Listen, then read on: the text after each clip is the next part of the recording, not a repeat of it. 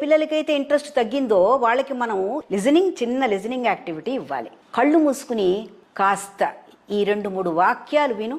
ఆ వాక్యాలు విన్న వాక్యాలను మళ్ళీ చెప్పు. చూడండి, మనం లిజనింగ్ స్కిల్ని పెంచుతాం. Okay, speaking. ఏదైనా ఒక బొమ్మ చూపించి ఆ బొమ్మని చూడు, ఆ బొమ్మని వర్ణించు. ఓకే, ఈ బొమ్మని నువ్వు వర్ణిస్తున్నావు కదా, ఎన్ని పదాలు వాడావు? ఇట్లాంటి పదాలే కదా నీకు టెక్స్ట్ బుక్లో కూడా ఉంటాయి. ఏది అటువంటి పదాలని నువ్వు కొన్ని ఆ టెక్స్ట్ బుక్లోంచి తీయి. ఓకే, స్పీకింగ్ అయిపోయింది. రీడింగ్. ఏది ఈ కథ చదువు బాబు కాస్త. ఈ కథలోట పాస్ట్ టెన్స్ ప్రెజెంట్ టెన్స్ ఉన్నాయట, కనిపెట్టగలవా నువ్వు? కనిపెడుతుందా పాప? ఇట్లాంటి వాక్యాలే నీకు టెక్స్ట్ బుక్లో కూడా ఉంటాయి.